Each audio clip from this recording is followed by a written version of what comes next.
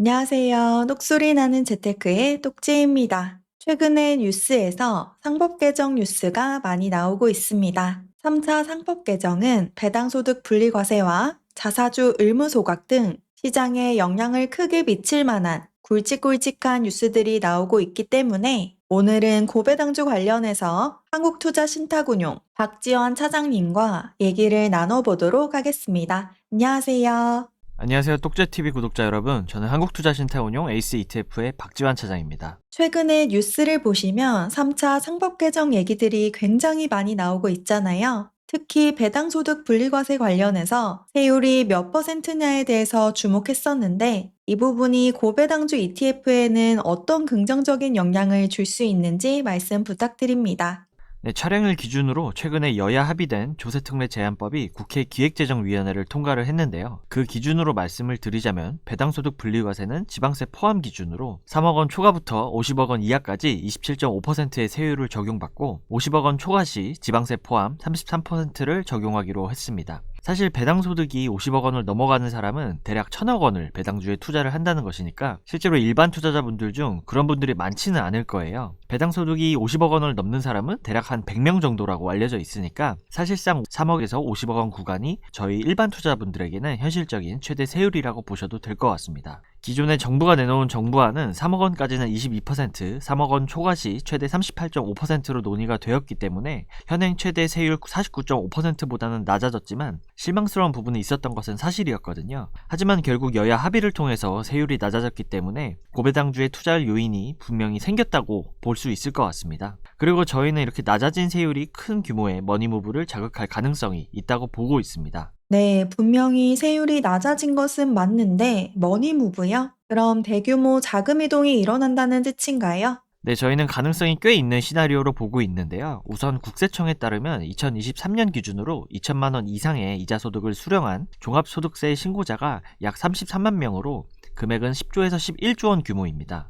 2023년에 은행 예금이 2.5%에서 3.5% 정도였기 때문에 역산을 해보면은 이 자금의 원금이 300조에서 400조 원 규모로 추정이 될 수 있습니다. 중요한 건 은행에서 나오는 이자 소득은 2천만 원 초과 시 종합소득세에 합산되어 최대 49.5%까지 세금을 맞게 되지만 이제 배당금은 여야 합의안 기준으로 3억에서 50억까지는 27.5%, 50억이 초과한다 해도 33% 세율만 적용되기 때문에 배당금 기준으로 보면 거의 16에서 22%까지 절세가 가능한 상황이 된 것입니다. 소위 말하는 큰손 투자자분들은 수익을 내는 것도 중요하지만 세금을 줄이는 것 또한 굉장히 중요하다고 하니까 이런 부분들에 있어서 은행 예금보다 배당주에 투자하는 것에 대한 굉장한 메리트가 생긴 셈입니다. 현재 상장되어 있는 고배당주 ETF들의 배당률이 시중금리보다 더 높은 수준을 기대할 수 있다는 점, 그리고 확정 수익은 아니지만 덤으로 시세 차익까지 기대해 볼 수 있다는 점은 앞서서 말씀드린 300조에서 400조 원 규모의 은행 예금 자금이 주식시장으로 넘어올 수 있는, 즉 머니무브를 자극할 수 있는 요인이지 않나 생각하고 있습니다. 네, 절세 관점으로 보면 배당소득 분리과세가 엄청난 영향력을 미칠 수 있을 것 같네요. 절세에다가 더 높은 배당률, 그리고 시세 차익은 덤이라고 볼 수 있을 것 같은데요. 그런데 은행 예금은 원금 손실이 나지 않지만 배당주는 주식이기 때문에 원금 손실이 발생할 수 있다는 리스크가 있을 텐데요. 이 부분에 대해서는 고배당주 투자에 보완점이 있을까요? 네, 말씀해주신 내용이 정확한데요. 저희는 이런 관점으로 봤을 때 고배당주가 배당을 아무리 많이 준다 해도 결국 주가가 빠지면 안 된다고 생각을 하고 있습니다. 그래서 저희는 배당락 회복률이라는 새로운 지표를 말씀드리려고 합니다. 결국 배당락이 발생하게 되면 최소 주가가 배당락만큼은 올라줘야 이제 원금을 유지하면서 배당을 받게 되는 거잖아요. 그리고 거기에 그치는 것이 아니라 배당락보다 더 올라야 배당금뿐만 아니라 시세 차익까지 노려볼 수 있는 것이기 때문에 배당락 회복률이 높고 또 빨리 배당락을 회복해야 주가의 시세 차익까지 취할 수 있는 것입니다. 이런 관점에서 봤을 때 배당금을 수취하는 투자자분들이 원금 손실 없이 혹은 추가적인 시세 차익을 어떻게 하면 더 높은 확률로 취할 수 있을까에서 시작한 것이 배당락 회복률이라는 개념이고, 여기에 착안하여 배당의 질을 한층 더 높이고자 이번에 에이스 고배당주 ETF를 상장하게 되었습니다. 네, 그런데 현재 출시되어 있는 고배당주 ETF의 종류가 다양하기도 하고 다양한 전략들을 접목시켰는데 에이스 고배당주만의 특징이자 강점은 무엇이라고 볼 수 있을까요? 말씀 주신 것처럼 기존의 고배당주 ETF는 예상되는 기대 배당 수익률을 기준으로 포트폴리오를 구성했고, 최근에 출시된 고배당주 ETF들은 배당 성장률이나 자사주 매입, 감액 배당 등 다양한 전략들을 더해서 포트폴리오를 구성하고 있습니다. 고배당주 ETF들도 점점 진화하고 발전해가고 있다고 보시면 될 것 같은데요. 예상되는 기대 배당 수익률은 당연히 높은 배당을 주기 위해서 높은 배당이 예상되는 종목들을 엄선하는 장치라고 보시면 되는데, 저희 에이스 고배당주 ETF는 타 ETF와 다르게 여기에 앞서서 말씀드린 배당락 회복률이라는 지표를 가미하여 한 번 더 종목들을 필터링했다고 보시면 될 것 같습니다. 종목 선정 방법을 말씀드리자면 1차적으로 수익성, 배당 성장률, 배당락 회복률을 기준으로 종목들을 선별하고 배당락 회복률이 낮은 종목들을 일부분 제외하게 됩니다. 그리고 2차 선정에서 예상되는 기대 배당 수익률이 높을 것으로 추정되는 기업들을 20종목을 선정하는 방법으로 포트폴리오를 구성하게 됩니다. 결국에 배당 성장률이나 자사주 매입, 감액 배당을 보는 이유가 결국 주가가 더 빨리, 더 많이 오를 거라는 기대감 때문이잖아요. 그렇기 때문에 저희는 결국 배당락 회복률이라는 필터가 이 모든 요소들을 아우를 수 있는 팩터라고 보고 있습니다. 네, 아무래도 최근 고배당주들의 주가가 좋다 보니까 단순히 배당 수익률이 높은 종목보다 시세 차익까지 추가할 수 있는 배당의 질을 더 중요하게 보고 있는 것 같은데요. 이 부분은 어떻게 생각하시나요?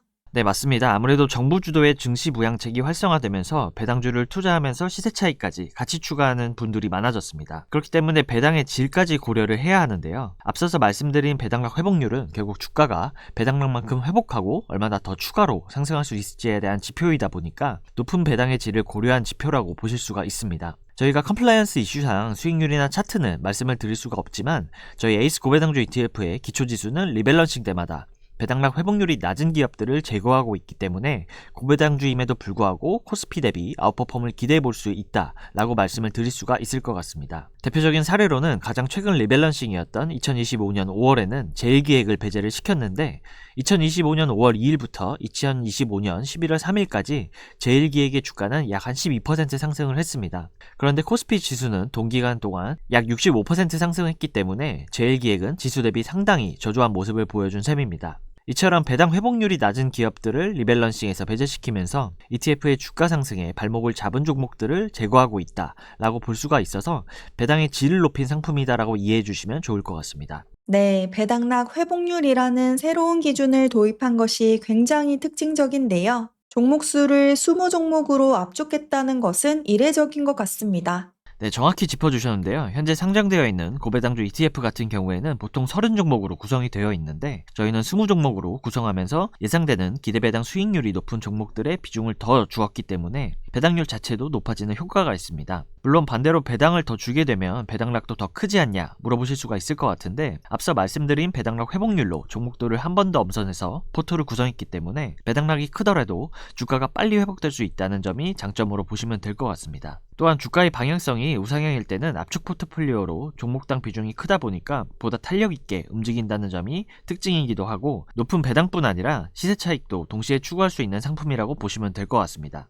네, 오늘 3차 상법 개정과 고배당주 관련된 설명들 잘 들었습니다. 마지막으로 12월 16일 출시 예정인 에이스 고배당주 ETF에 대한 투자 포인트 요약해 주시면서 마무리해 보겠습니다.